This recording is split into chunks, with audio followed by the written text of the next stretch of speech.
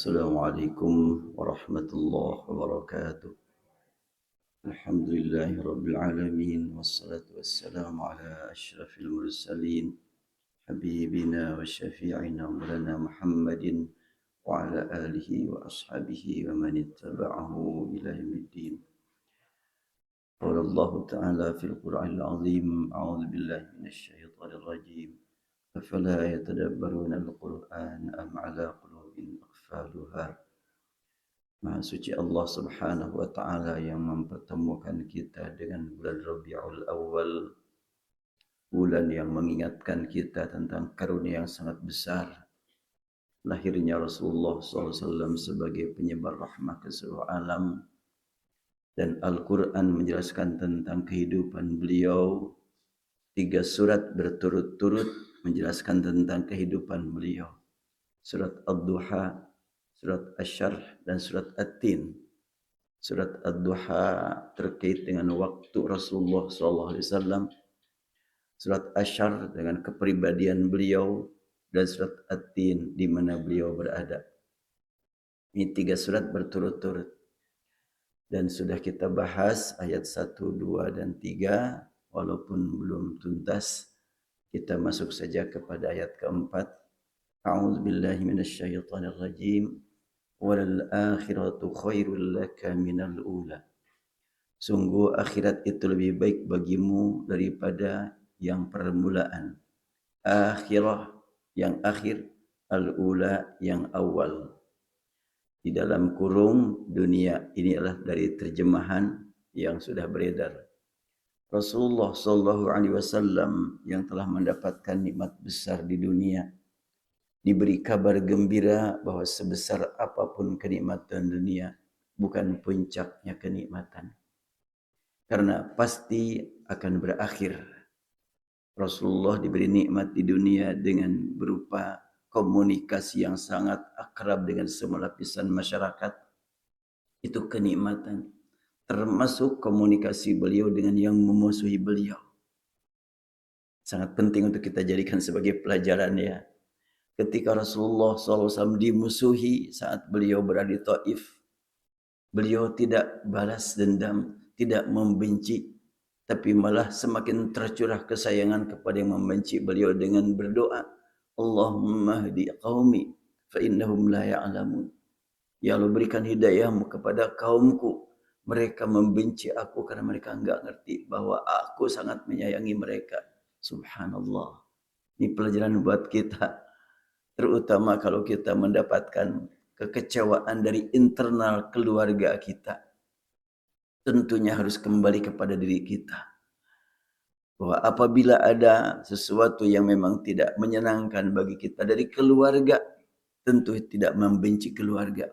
Tapi apa yang harus saya perbaiki buat keluarga? Rasulullah SAW memang diberi sifat oleh Allah Subhanahu wa taala.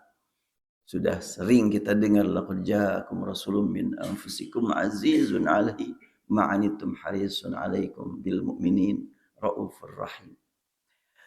Rasulullah sallallahu alaihi wasallam diingatkan dengan kalimat walal akhiratu khairul laka minal ula. Kenikmatan yang puncak adalah kenikmatan yang terakhir, yaitu yang akan diraih di akhirat.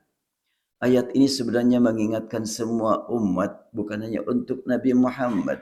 Sebab semua ayat, baik yang ditujukan khusus untuk beliau atau yang tidak dikhususkan, sebetulnya untuk kita.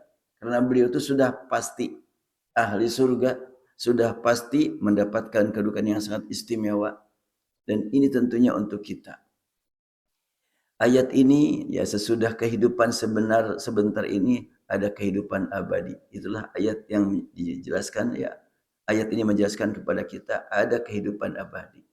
Kehidupan di dunia adalah gambaran tentang makna hidup yang akan dicapai hari kemudian dan menjelaskan adanya kenikmatan dan penderitaan pada kehidupan berikutnya.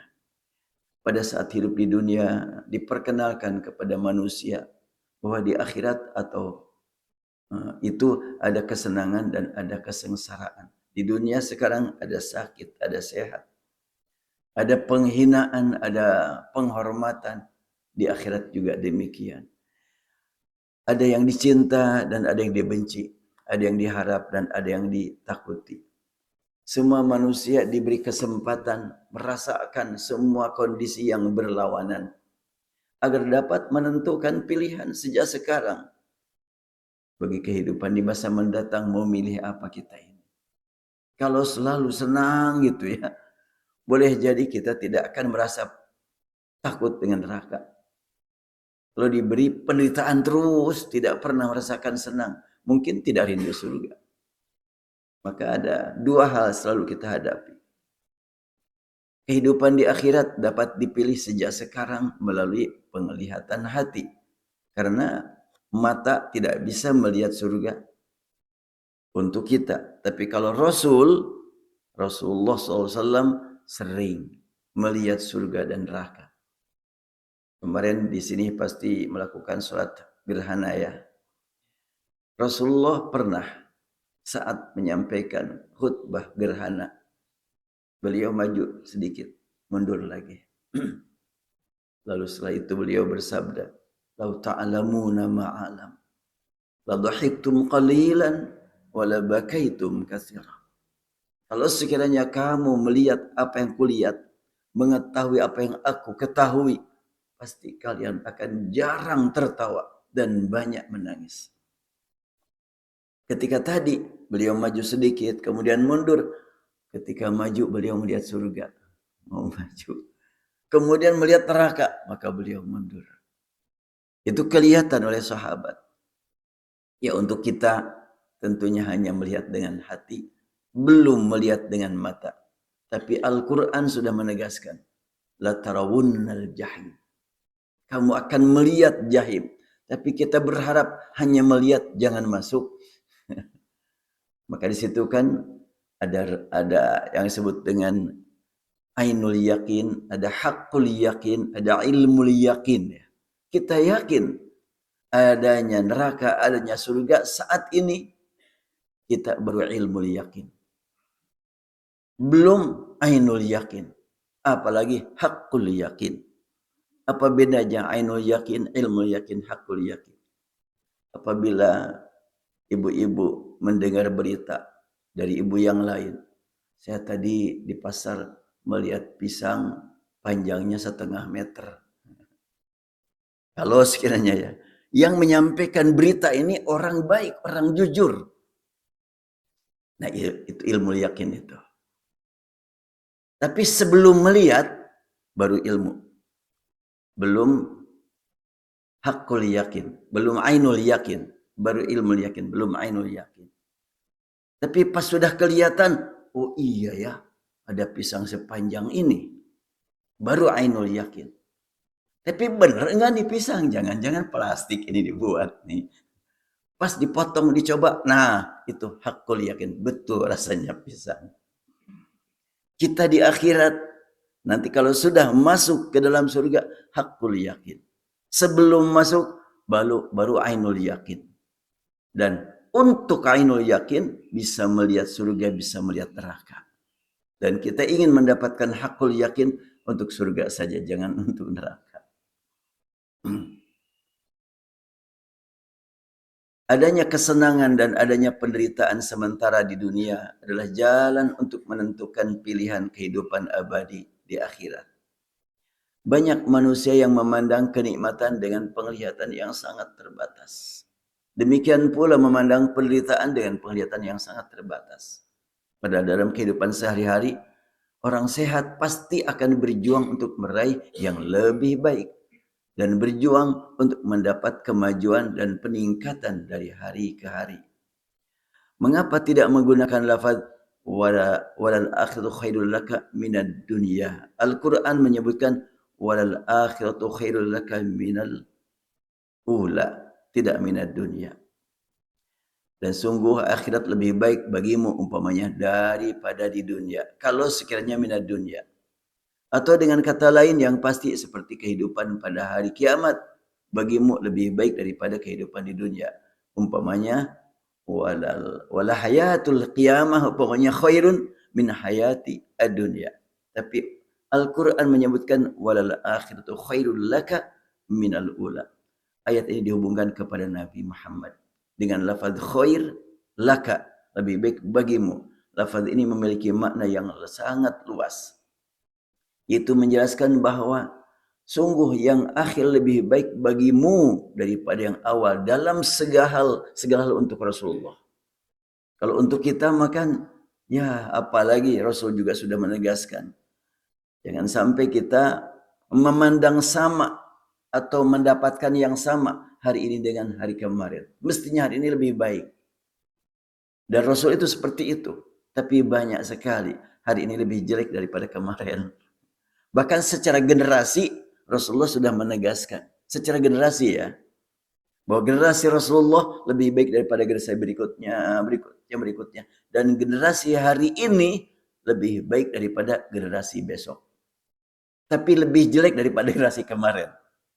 Namun untuk generasi secara keseluruhan, tapi untuk pribadi-pribadi, Allah memberikan kesempatan kepada kita untuk berlomba atau berjuang mendekati pribadi-pribadi yang dicapai oleh para nabi, para rasul, para sahabat.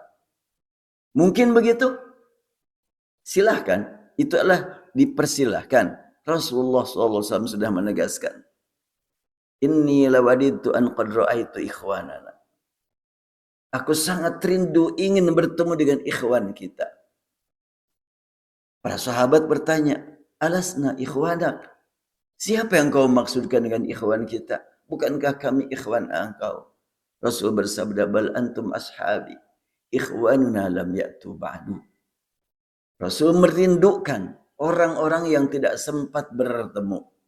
Hadis lain menyebutkan inna minan nasi la unasan laisu bi anbiya wala syuhada yaghbituhumul anbiya wasyuhada min makanihim indallah. Dari sejumlah umat manusia yang saat ini mencapai lebih dari 7 miliar. Lebih ya. Katanya kelahiran yang ke-7 miliar itu waktu Bill Clinton datang ke Bogor. Benar apa enggak tahu lah. Tapi itu kan kata berita begitu tuh. Lebih dari 7 miliar sekarang. Dari sekian miliar umat manusia, ada yang oleh Allah diangkat kedudukannya. Menempati kedudukan yang nanti pada hari kiamat membuat para nabi, para syuhada tergiur melihat mereka. Yaghbituhumul anbiya wasyuhada. Mereka tidak tergolong nabi, tidak juga disebutkan sebagai para syuhada. Tapi kedudukannya sangat mulia. Membuat para nabi, para syuhada tergiur. Kagum gitu. Sahabat mendengar kalimat itu bertanya kepada Rasulullah. Tukhbiruna manhum. Sudahkah kiranya kau terangkan kepada kami siapa mereka? Rasul menegaskan qaumun tahabu birauhillah. Mereka satu kaum yang saling cinta mencintai dengan ruh Allah. Nah, ini yang tentunya harus kita perjuangkan untuk mencapai tingkat ini. Mereka bertemu bukan karena ada kepentingan duniawi. La ala malin yata'atuna wala ala nasabin yatalaqawna. Ala inna awliya Allah la khawfun alaihim wala hum yahzanun. Mereka bertemu tidak ada kaitan dengan masalah konsumsi. Kan enggak ada konsumsinya. Ini bertemu kita semata-mata karena panggilan ilahi. Alhamdulillah. Walaupun di tempat yang lain ada konsumsi, tetap itu bukan tujuan. Tujuan utama adalah memang ingin bertemu semata-mata mencari ridha Allah. Tidak ada kaitan darah. Saya sendiri nggak tahu di sini yang ada kaitan darah berapa orang. Tapi yang jelas hubungan dengan Adam semua. Jadi diberi kesempatan buat kita sekarang yang hidup saat ini untuk mendekati kedudukan atau mendekati keimanan ketakwaan orang terdahulu secara pribadi, secara generasi enggak akan tercapai. Semakin akhir generasi semakin buruk, tapi secara pribadi dipersilakan untuk berlomba. Kita lanjutkan. Kalimat ini tidak dikhususkan hanya untuk perbandingan antara kehidupan di dunia dan kehidupan di akhirat. Akan tetapi meliputi semua waktu yang dialami Nabi Muhammad SAW bahwa yang berikutnya lebih baik bagi Nabi daripada yang sebelumnya untuk Nabi Muhammad. Jadi untuk Nabi Muhammad dari waktu ke waktu semakin membaik terus. Buat kita mah ya berbeda. Semua kehidupan Rasulullah terus meningkat setiap hari. Setiap jam, setiap menit, setiap detik. Akhiratu khairun laka minal ula. Amal baik yang beliau lakukan tidak pernah ternodai dengan apapun. Tidak pernah menurun. Termasuk kalau diketahui Rasulullah salah ngambil keputusan. Itu bukan dosa buat Rasul. Kalau kita masalah ada hubungan dengan masalah pertanggungjawaban di akhirat. Tapi kalau Rasul lupa saja, Rasul itu diprogram oleh Allah. Salah ngambil keputusan itu diprogram oleh Allah. Ketika Rasulullah SAW bertanya kepada Abu Bakar dan Umar, apa yang mesti kita lakukan terkait dengan kehidupan orang-orang yang ditawan para perang Badar. Abu Bakar mengajukan usulan, udah ya Rasulullah kita biarkan mereka sampai mereka ditebus oleh keluarganya. Hasil tebusannya dapat kita gunakan untuk membeli senjata buat persiapan perang mendatang, jihad mendatang. Rasulullah terlihat kecenderungan mendukung ungkapan Abu Bakar. Ketika Umar ditanya, Umar bagaimana pandangan kamu? Maaf aku berbeda. Maunya kamu? Udah bagi-bagi saja ya Rasulullah. Si fulan serahkan kepada aku panggil lehernya. Yang ini kasihkan kepada Ali. Dia yang akan memanggil lehernya. Begitulah sikap Umar. Rasulullah SAW kecenderungan kepada Abu Bakar sampai turun ayat Al-Quran. Yang menegur. Maka Nabi ayyakun lahu asrah hatta yuskhina fil ard. Tak seorang Nabi, tak patut bagi seorang Nabi memelihara tawanan perang dengan harapan akan mendapatkan tebusan yang dapat digunakan untuk kepentingan masa depan. Allah sudah menyediakan yang lebih baik. Menerima ayat ini, Rasulullah SAW menangis luar biasa. Dan Abu Bakar diketahui lebih menangis daripada Rasulullah. Dan Umar bagaimana? Apakah Umar setelahnya tahu bahwa Rasulullah sedih dengan turunnya ayat tadi? Dan Abu Bakar lebih sedih. Gimana sikap Umar? Mungkin kalau orang biasa, Umar dilawannya. Tapi enggak begitu. Umar justru lebih sedih daripada Rasulullah dan Abu Bakar. Merasa telah menyakitkan Abu Bakar dan Rasulullah. Begitulah Umar bin Khattab. Artinya bahwa Rasulullah SAW tidak tepat mengambil kesimpulan karena Allah menyusun program ingin menurunkan ayat tersebut supaya lebih mudah dipahami. Yang disebut dengan sebab turun ya. Asbabun nuzul. Asbabun nuzul bukan sebab tersusunnya ayat. Ayat itu sudah ada sebelum Rasulullah lahir. Dan Allah turunkan ayat tersebut agar mudah kita pahami, diproses oleh Allah dengan peristiwa terlebih dahulu. Supaya lebih mudah kita pahami ayat tersebut. Dan semakin membuktikan bahwa ayat demi ayat turun benar-benar dari Allah. Bukan ada keterlibatan Rasul. Tidak ada keterlibatan Rasulullah. Tidak mungkin kan kalau Rasulullah menyusun ayat untuk menegur dirinya. Tidak mungkin kan. Tapi itu betul dari Allah Subhanahu wa ta'ala. Jadi Rasul itu lupanya diprogram oleh Allah. Termasuk salah langkah itu bukan dosa, tapi Rasulullah adalah diprogram oleh Allah Subhanahu wa ta'ala. Kalau kita salah harus bertobat. Namun demikian Rasulullah bertobat terus-menerus tanpa dosa. Ya, karena itu Allah Subhanahu wa ta'ala menegaskan walal akhiratu khairul laka minal ula.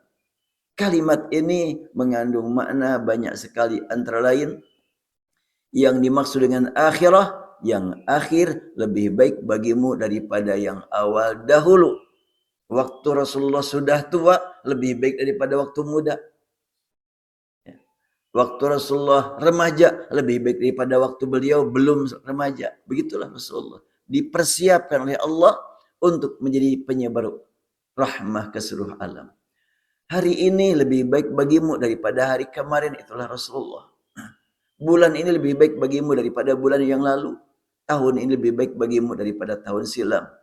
Pada saat masih kecil, kamu sangat menakjubkan masyarakat dalam segala segi. Dan pada saat dewasa, kamu lebih menakjubkan.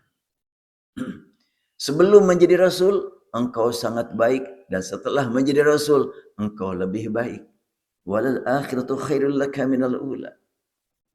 Makanya kalau kita ingin meningkatkan cinta kepada Rasulullah dengan menghayati ayat ini saja dapat meningkatkan kecintaan kita kepada Rasulullah.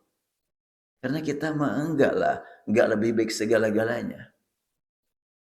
Sebelum diangkat menjadi Rasul, engkau telah memberi manfaat bagi persatuan masyarakat Arab. Dan setelahnya menjadi Rasul, engkau sangat bermakna bagi persatuan masyarakat dunia.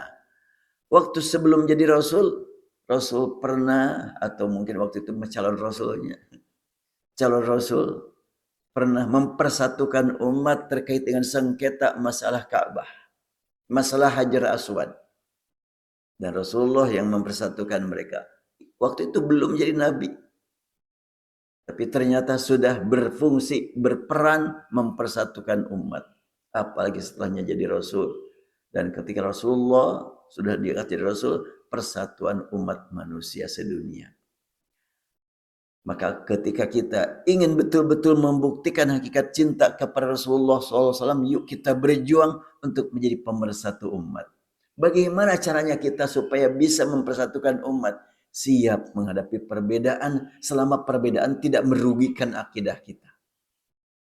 Saya pernah waktu menjelang ibadat haji berangkat, hadir di Kemenag, ditanya oleh salah seorang pembimbing ibadah dari KBIH lain. Ustaz, bagaimana program murur? Program tanazul. Ini murur dan tanazul dari konsep Kemenag, bukan murur dan tanazul konsep di sana.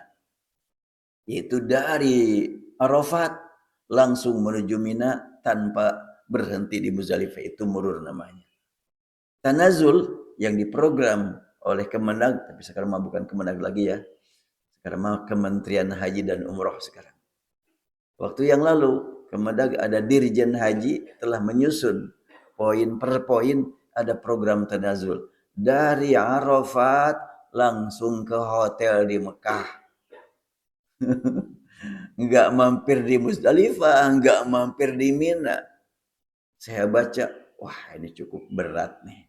Pertanggungjawaban kita di hadapan Allah berkaitan dengan bagaimana praktik jamaah haji. Tapi kalau sekiranya terkena kita semuanya atau saya sendiri terkena, saya harus berjuang untuk memperhatikan ayat Al-Quran yang pasti. Praktik Rasulullah di Muzdalifah turun sampai tidur. Di Mina tidur juga sampai beberapa hari. Tapi kalau tidak ke Mina dulu bagaimana? Tapi diprogram oleh keputusan Dirjen Haji nomor 137 bahwa buat yang tinggal, yang hotelnya di Raudhah dengan di Syisa, itu tidak ada tempat di Mina. Repot juga nih. Dan saya termasuk yang kebagian di Raudhah. Saya dalam hati, aduh saya harus membaca ayat Al-Quran. Gimana? Al-Quran menjelaskan, وَاذْكُرُوا فِي أَيَّامٍ مَعْدُودَاتٍ فَمَنْ تَعَجَّلَ فِي يَوْمَيْنِ فَلَا إِثْمَ عَلَيْهِ. Dan selanjutnya ayat berbicara, perbanyak zikir pada hari-hari yang sudah ditentukan. Tidak disebutkan di mana, tapi waktunya kapan. Oh, kalau begitu secara tinjauan ayat enggak dilanggar. Kalaulah tidak tidur di Mina. Yang dilanggar kalau tidak zikir pada waktu-waktu itu. Saya sampaikan kepada Ustaz yang tadi. Jadi Ustaz setuju? Bukan setuju atau tidak, saya bilang. Sekiranya saya terkena ini, harus sebagaimana kan gitu. Atau jamaah. Kata Ustaz tadi, saya mah gak bisa. Gak bisa begitu. Salah. Ya saya bilang, urusan salah itu urusan nilai. Tapi kalau sekiranya kita yang terkena, kita juga harus mempersiapkan diri menghadapi realita. Susah Ustaz, saya mah gak bisa yang begitu. Pokoknya gak mau beda. Ya sebetulnya perbedaan itu realita. Ada perbedaan yang merugikan akidah. Ada perbedaan yang tidak merugikan akidah. Selama perbedaan itu tidak merugikan akidah, kita memang mesti berlapang dada. Nah, terutama sekian banyak peristiwa saat ini. Oh, semakin banyak perbedaan-perbedaan antara para ahli masjid. Kalau perbedaan antara ahli masjid dengan ahli diskotik, lain lah gitu. Tapi ini ahli masjid sesama ahli masjid berbeda dan masing-masing punya landasan. Kita harus berlapang dada. Itu akan bersatu. Kalau tidak siap berbeda tidak akan bersatu. Walaupun teriak-teriak sudah saatnya kita bersatu. Gak boleh berpecah belah. Ya kamu sendiri gak bisa berbeda. Ya tidak akan bisa bersatu. Kan persatuan itu kalau yang berbedanya. Kalau yang sama mah gak perlu bersatu. Memang sudah ngahiji. Justru adanya berbeda perlu persatuan. Baik, saya lanjutkan. Telah engkau lalui perang berkali-kali. Maka sebelum perang engkau sangat baik dan sesudah perang engkau semakin baik. Itu walal akhiratu khairul laka minal ula. Pada saat berada di Mekah engkau sangat baik dan setelahnya hijrah ke Madinah engkau lebih baik. Begitulah untuk Rasul. Setiap kali terjadi perang bersamamu keadaan terus membaik meski dipandang pihak luar perang yang engkau alami ada yang berakhir dengan kemenangan dan ada pula yang berakhir dengan kekalahan. Namun demikian semua membawa kepada kondisi yang lebih baik.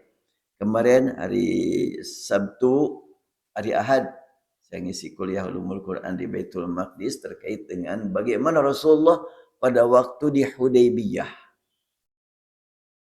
Di Hudaybiyah itu Rasulullah bersama para sahabat dihadang. Kan tujuan mau umroh. Dihadang oleh musyrikin Quraisy. Di bawah pimpinan Suhail bin Amr. Amr bin Suhail ya. Nah kemudian Suhail bin Amr baru Suhail lupa lagi. Suhail bin Amr betul. Nah setelahnya berdiskusi atau kompromi. Maka Suhail bin Amr berkata. Uktub bainana. Tulis perjanjian yang dapat kita sepakati, yang kita jadikan pegangan.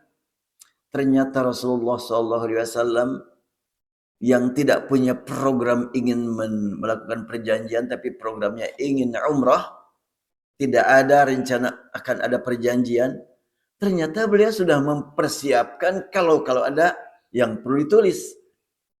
Sudah disiapkan penulisnya, sudah disiapkan alat tulisnya. Maka Rasul langsung menyuruh Ali, uktub bismillahirrahmanirrahim. Maka Ali menulis bismillahirrahmanirrahim. Suhail bin Amr berkata, la na'lam marrahman. Apaan itu ar-Rahman? Aku enggak terima. Ini sepihak, ini pembukaan ini. Ganti. Bismikallahumma kama kunta taktub. Ganti dengan bismikallahumma sebagaimana engkau biasa tulis. Sangat luar biasa. Suhail bin Amr menolak bismillahirrahmanirrahim. Tapi mempersilahkan menggantinya dengan bismikallahumma. Dan ada lanjutan kama kunta taktub. Artinya Rasulullah pada waktu berhadapan dengan musyrikin Quraisy, dekat amunisi, dekat pasukan, tampil Rasulullah begitu berwibawa. Sehingga pihak musyrikin Quraisy terpengaruh oleh tampilan Rasul. Mereka tidak mengusulkan, ya kalau kamu bismillahirrahmanirrahim, kami mengusulkan bismillah tak maunya bismil uzza, tapi enggak, tapi malah bismikallahumma.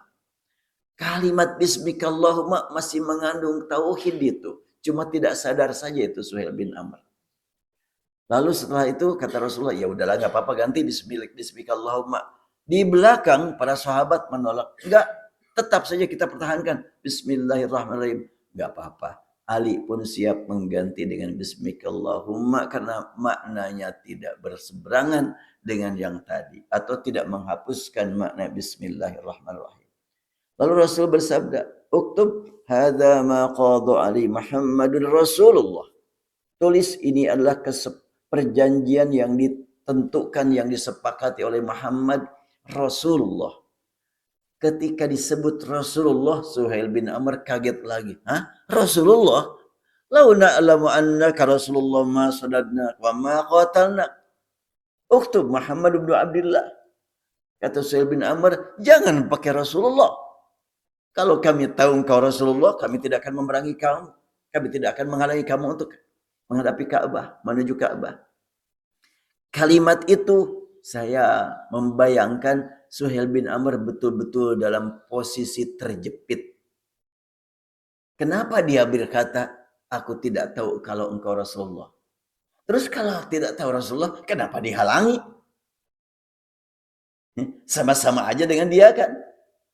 Nah, kalimatnya kami tidak tahu engkau Rasulullah. Berarti sama kalau gitu. Kenapa dihalangi? Justru karena tahu dia Rasulullah. Berseberangan dengan akidah dia. Dia menghalanginya. Maka Rasulullah mendengar kalimat itu. Inni la Rasulullah. Wa inni Muhammad bin Abdullah. Wa in kadzabtumuni. Aku Rasulullah. Demi Allah aku Rasulullah. Dan aku memang Muhammad bin Abdullah. Walaupun kamu mendustakan aku. Membohongi aku. Tampilan Rasulullah dengan pakai kain ihram. Tidak siap berperang. Berhadapan dengan musyrikin Quraisy. Bersama pasukannya. Tapi Rasulullah tampil berwibawa. Dan meyakinkan. Dan yang dibawa-bawa nama adalah Rasulullah. Beliau tidak bersabda, aku dari Madinah, aku kabilah ini. Enggak, tapi yang dibawa Rasulullah. Nah setelahnya Rasulullah ditolak ucapan Rasulullah oleh Suhail bin Amr. Dan Rasul pun tentunya lebih tahu ya. Daripada Suhail bin Amr. Bahwa kalimat ini tentunya sulit untuk dipahami. Atau diterima. Tapi kenapa Rasul mengajukan Rasulullah? Ini masalahnya masalah akidah. Masalah visi dan misi yang pasti. Maka ketika Suhail bin Amr mengatakan ganti Muhammad bin Abdullah. Rasul tidak keberatan untuk mengganti. Cuma di belakang sahabat membatah semuanya. Menolak semuanya sahabat. Enggak. La naktub illa Rasulullah. Jangan diganti kata Rasulullah. Dan Ali sebagai petugas penulis. Dia sendiri menolak. Untuk menulis Rasulullah. Bahkan sampai bersumpah Ali. Ali berkata. Wallahi. Inni la amhu Rasulullah. Demi Allah. Aku tidak akan menghapus lafaz Rasulullah. Karena Ali bersumpah dan sampai berjanji Rasulullah menghargai ketidaksiapan Ali mengganti kata Rasulullah dengan Muhammad bin Abdullah. Sangat dihargai. Begitulah pemimpin ya. Tidak sampai menekan. Tidak dengan menggunakan kekerasan. Udah gak apa-apa. Diambillah oleh Rasulullah. Tulisan yang sedang dipegang oleh Ali diambil Rasulullah. Dan diganti oleh Rasul sendiri. Lafaz Rasulullah dihapus dan diganti bin Abdullah. Dan poin-poin berikutnya Rasul yang menulis. Ini jarang dipahami nih. Umumnya orang memandang Rasulullah tidak pernah menulis, tidak pernah membaca. Karena Al-Quran sendiri yang menyebutkan aminu billahi wa rasulin nabil ummi. Rasul itu nabi yang ummi. Enggak pernah nulis, enggak pernah membaca. Bahkan disebutkannya, diterjemahkannya, tidak tahu tulis, tidak tahu baca. Itu terjemah. Tapi Al-Quran menyebutkan al-ummi. Ummi dipahami untuk kehidupan orang Arab. Tidak tahu tulis, tidak tahu baca. Wa minhu ummiyuna la ya'lamuna al-kitaba illa amaniya wa inhum illa yadhunnun. Tapi untuk Rasulullah, ummi jangan disamakan dengan umminya masyarakat umum. Ada perbedaan. Umminya Rasulullah adalah tidak biasa menulis, mencatat, takut lupa. Tidak biasa membaca tulisan-tulisan karya orang. Karena ditahan oleh Allah subhanahu wa ta'ala.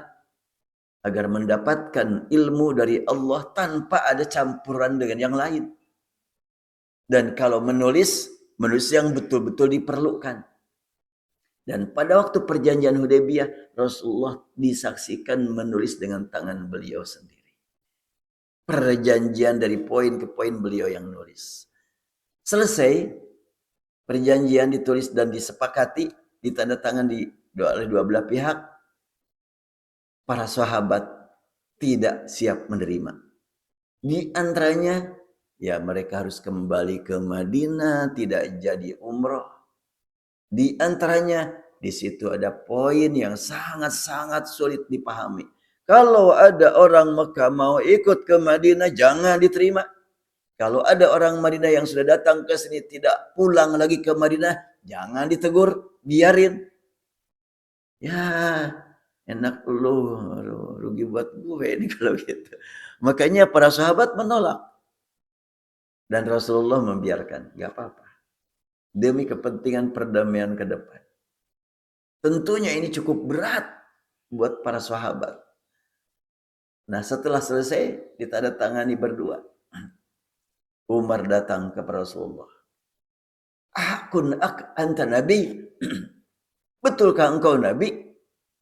Wah, sampai begitu Umar bin Khattab. Alasna ala haq wahum al batil. Bukankah kita ini dalam hak, mereka dalam kebatilan? Kenapa? Lima tu'tid daniyah. Kenapa engkau berikan kesempatan kepada mereka menghina kita? Rasulullah menjawab dengan tenang, Inilah Rasulullah ya Umar. Aku Rasulullah ya Umar. Aku tidak durhaka kepada Allah. Dengan kalimat itu, Umar belum siap juga menerima. Mendatangi Abu Bakar. Ya Abu Bakrin, ahakun huwa Nabiullah. Bukankah dia itu Nabi Allah? Betul, kata Abu Bakar. Kata Umar, alasna ala haq, wahum ala batil. Alisa qatlana fil jannah wa qatlahum fil nar. Bukankah kalau kita berperang sampai mati, kita masuk surga, mereka masuk neraka? Abu Bakar berkata, Innahu la Rasulullah ya rajul. Kalimatnya, wahai pahlawan, dia itu Rasulullah, jangan ragu. Akhirnya setelahnya mendengar kalimat itu, Umar kaget. Ya, ternyata Abu Bakar mendukung. Abu Bakar tidak ragu dengan sikap Rasulullah. Kenapa aku ragu? Aku harus memperbaiki diri. Aku harus banyak beramal baik, menghapuskan kesalahan. Lalu Rasulullah berdiri menuju para sahabat yang sedang dalam keadaan unjuk rasa. Unjuk rasa sahabat itu ya. Gak mau berubah itu. Sampai Rasul bersabda, Qumu wanharu wahalliqu. Ayo beri kalian. Ambil hadyu masing-masing, unta masing-masing, domba masing-masing potong. Kita sampai di sini. Tidak lanjut ke Mekah. Kita sampai di sini karena kita sudah berihram, maka kita potong hadyu di sini. Tak seorang pun dari sahabat yang bergerak. Demo. Yang didemo Rasulullah. Demonstrannya sahabat. Jadi kalau ada orang yang berkata apapun yang namanya demo gak bener. Kan ada yang berkata gitu ya. Tidak ada demo yang menghasilkan. Ada sebetulnya demo tingkat sahabat. Dan Rasulullah SAW sendiri yang didemo. Namun bagaimana sikap sahabat? Demonya santun. Tidak melakukan penjarahannya. Tidak melakukan pembakaran. Dan Rasulullah menyikapi demo juga dengan santun, dengan bijak. Tidak pakai gas air mata, tidak pakai apalagi dengan membawa mobil berlapis baja. Aduh, sampai ada orang yang meninggal. Enggak ada zaman Rasul. Jadi tidak disalahkan kalau ada demo ke Palestina selama tidak melakukan perusakan. Enggak. Nah, Rasulullah SAW setelahnya melihat para sahabat enggak ada yang melakukan apa yang diperintahkan Rasul. Walaupun beliau berkali-kali qumu wanharu wahalliqu. Bangun, ayo bergerak. Ambil hadyu masing-masing dan potong dan langsung dicukur. Pada diam semuanya. Kenapa mereka pada diam? Berharap supaya tidak jadi perjanjian itu. Berharap supaya kita mencapai yang dicita-citakan, yaitu ingin umrah. Barangkali kalau di demo Rasulullah membatalkan janjinya, membatalkan programnya. Tapi ternyata Rasulullah SAW menyikapi seperti itu dengan tenang, lalu istirahat, ngambil napas dulu di tempat istirahat, bertemu dengan istrinya Ummu Salamah berkata, ya Rasulullah, engkau mau pasti mereka agar segera mengikuti engkau. Pasti engkau mau kalau mereka supaya betul-betul melaksanakan berita engkau. Gini aja ya Rasulullah, sekarang engkau keluar, ambil golok, ambil pisau, gak usah bicara apapun, langsung menuju unta, langsung potong untamu. Dan panggillah tukang cukur. Jangan bicara apa-apa. Ya Rasulullah melaksanakan saran istrinya. Ambil pisau, menuju unta, langsung dipotong leher unta, jatuhlah. Tidak minta bantuan, enggak perlu. Motong unta mah enggak perlu minta bantuan, bisa sendiri. Beda kalau motong sapi, harus direbahkan dulu ya. Kalau unta kan enggak. Unta kan berdirinya begini lehernya. Ya udah datang langsung. Kayak motong pisang aja. Langsung unta jatuh. Setelahnya jatuh, maka beliau panggil tukang cukur baru. Tukang cukur menyukuri beliau. Ya tukang cukur pun kalau menyukuri Rasulullah tentunya sangat menyenangkan. Tenang sekali, nyaman sekali mencukur Rasul. Setelahnya Rasulullah gundul unta sudah beliau potong.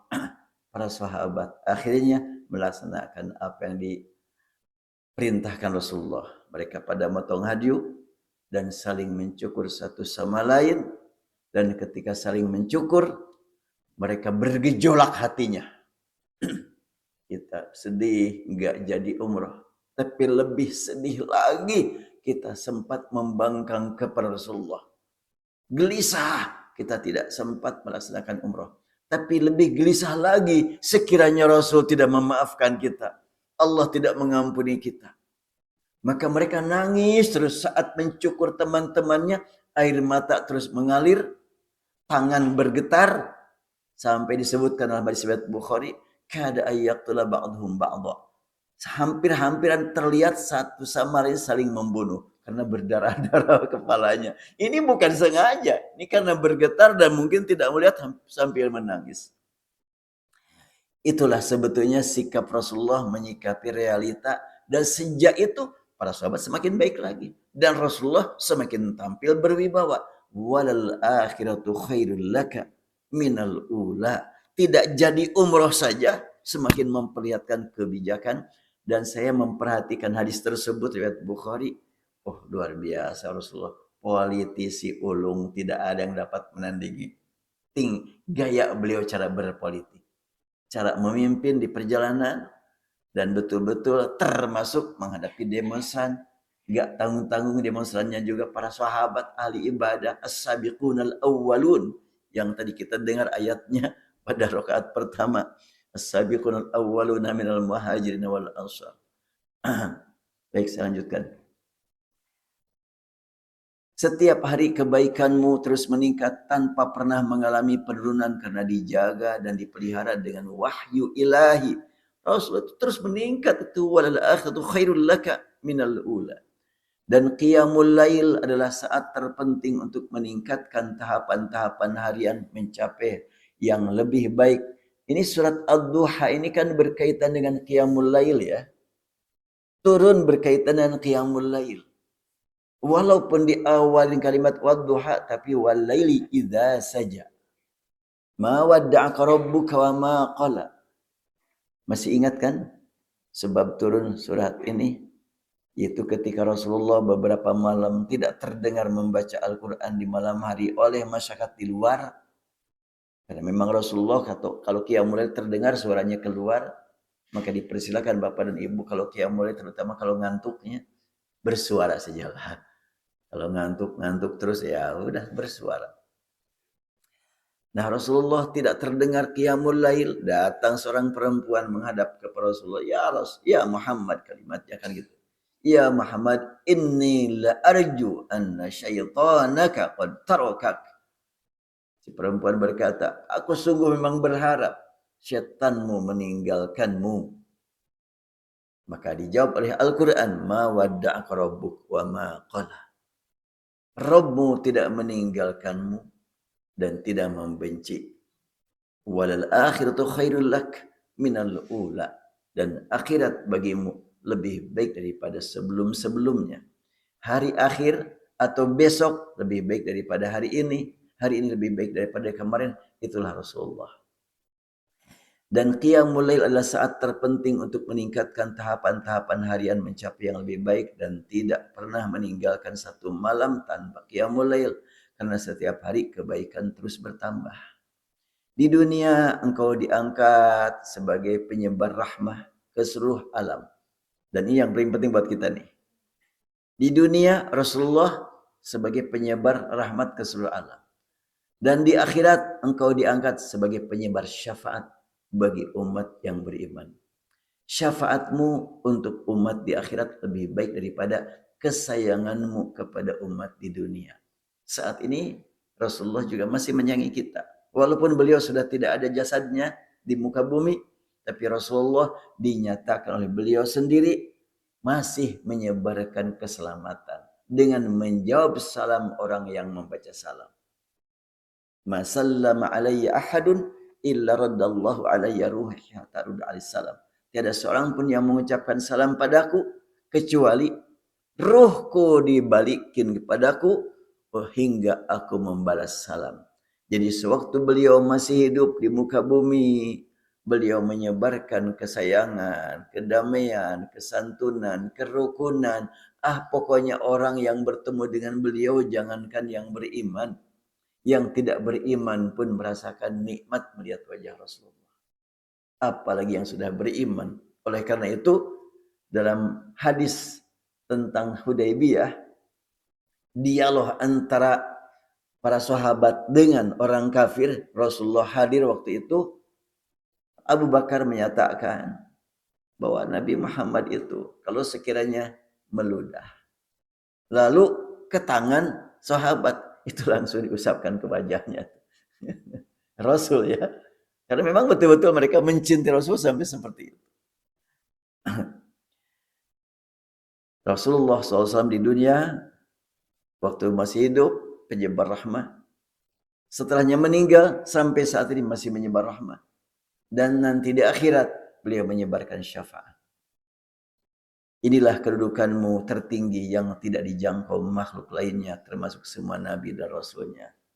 Alangkah indahnya semua perbuatan orang beriman. Segala sesuatu senantiasa membawa kepada kebaikan. Dari hari ke hari kebaikannya terus bertambah. Dengan bertambahnya kebaikan, maka semakin dekatlah dengan sumber kebaikan.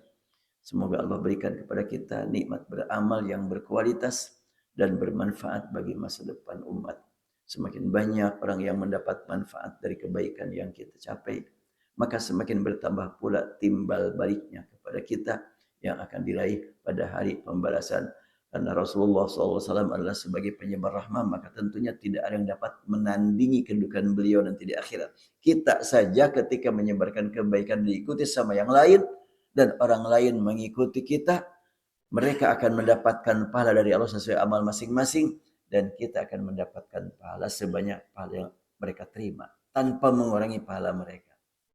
Man sanna fil islami sunnatan hasanatan fa umila biha ba'dah kutiba lahu mithlu ajri man amila biha la yanqus min ujurihim syai'.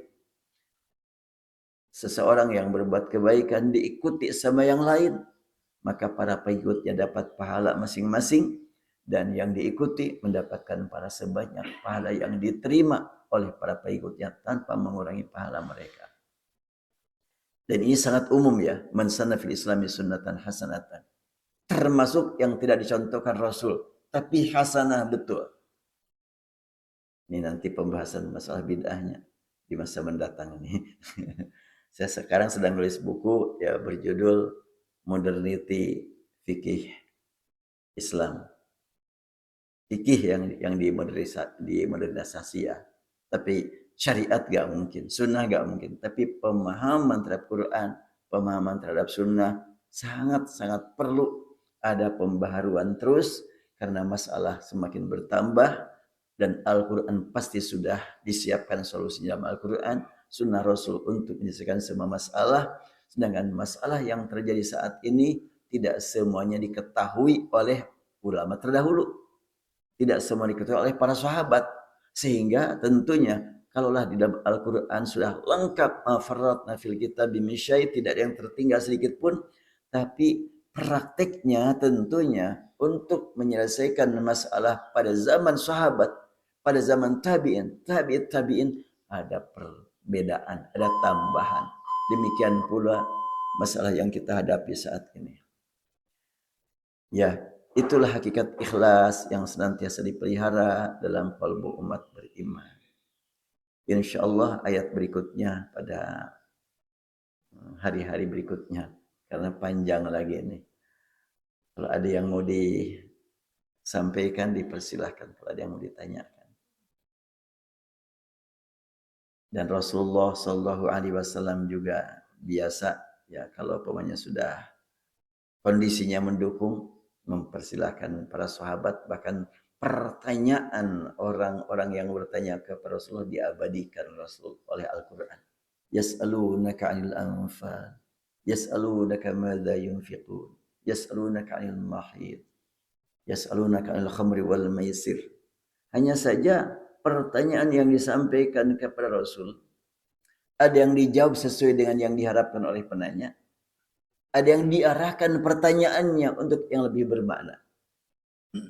Seperti Rasulullah mendapatkan pertanyaan tentang rampasan perang. Yas'alunaka 'anil anfal, qulil anfal lillahi war rasul. Mereka bertanya tentang harta rampasan perang, bagaimana pembagiannya. Tapi jawabannya bukan bagaimana pembagian dan bagaimana hakikat rampasan perang, tetapi itu milik Allah dan Rasul. Yas'alunaka madza yas'alunaka 'anil pemanya yas'alunaka 'anil ahillah qul hiya mawaqitu linnas. Mereka bertanya kepada engkau tentang hilal. Rasulullah tidak menjelaskan definisi ya. Hilal adalah enggak begitu. Tapi hilal adalah untuk kepentingan ibadah. Kemudian ketika ditanya tentang yas'alunaka madza yunfiqun, apa yang mesti diinfakkan, maka Rasul dibimbing oleh Allah memberikan jawaban, apapun yang kamu infakkan untuk fulan, untuk fulan, untuk fulan. Nah, ada lagi yas'alunaka 'anil khamri wal maisir. Mereka bertanya tentang khamr dan maisir. Khamr adalah minuman keras, maisir judi. Dijawab, qul fihima ismun kabir wa fi qiraah qul fihima ismun katsir. Pada khamr dan maisir ada dosa besar. Ketika pelaku ditegaskan itu dosa besar, biarin aku yang menanggung, kan gitu ya. Kenapa sih kamu usilan? Oh enggak. Dijawab dengan bacaan yang kedua. Ismun katsir. Bukan cuma dosa besar yang menimpa pelaku, tapi dosa menyebar ke tetangga, ke masyarakat. Ismun katsir. Makanya ada dua bacaan untuk qiraat Hamzah dan Al-Kisai. Qul fihima ismun katsir. Jadi Al-Quran diturunkan dengan sekian banyak qiraat untuk kemudahan membaca masalah usul dan untuk kemudahan memahami masalah furush. Apaan itu usul dan furush? Gak apa-apalah, tambahan thaqafah wawasannya. Al-Quran tersebar dengan sekian banyak qiraat. Ada yang disebutkan usul, umpamanya Ibnu Katsir selalu membaca him dengan humu. Ya. Kaifa takfuruna billahi wa kuntum amwatan fahyakum thumma yumitukum thumma yuhyikum thumma ilaihi turja'un. Kumu. Itu usul namanya. Yang furush, thumma ilaihi turja'un, qiraat 9. Yang satu Ya'qub, thumma ilaihi tarji'un. Ada turja'un, ada tarji'un. Untuk lebih mudah dipahami, ada beberapa perbedaan bacaan. Baik, kalau tidak ada yang ditanyakan, saya cukupkan sampai di sini. InsyaAllah lain kesempatan kita lanjutkan lagi. Karena memang siangnya sekarang agak lain ya. Sudah terbit matahari pada belum jam 6. Allahumma salli wa sallim ala habibina wa syafiina wa lana Muhammad. Salim radhiyallahu tabaraka wa ta'ala an kulli sahabati Rasulillah ajma'in. Ya Rabbana lakal hamdu kama yanbaghi li jalali wajhika wa 'azimi sultanik. Allahumma aqsim lana min khasyatik ما يحول بيننا وبين معاصيك ومن طاعتك ما تبلغنا به جنتك ومن اليقين ما تهون به علينا مصيبات الدنيا. اللهم متعنا بأسماعنا وأبصارنا وقواتنا أبدا ما أحييتنا. اللهم اجعله الوارث منا. اللهم اجعل ثأرنا على من ظلمنا وانصرنا على من. اللهم لا تجعل مصيبتنا في ديننا. اللهم لا تجعل مصيبتنا في ديننا. اللهم لا تجعل مصيبتنا في ديننا. ولا تجعل الدنيا أكبر همنا ولا مبلغ علمنا. اللهم لا تسلط علينا بذنوبنا وخطايانا من لا يخافك ولا يرحمنا. برحمتك يا أرحم الراحمين. وصلى اللهم على سيدنا محمد عبدك ورسولك النبي الأمي وعلى آله وصحبه وسلم. الحمد لله. Sekian hamba-hamba Allah kurang lebih mohon dimaafkan. Wabillahi taufiq wal hidayah. Assalamualaikum warahmatullahi wabarakatuh.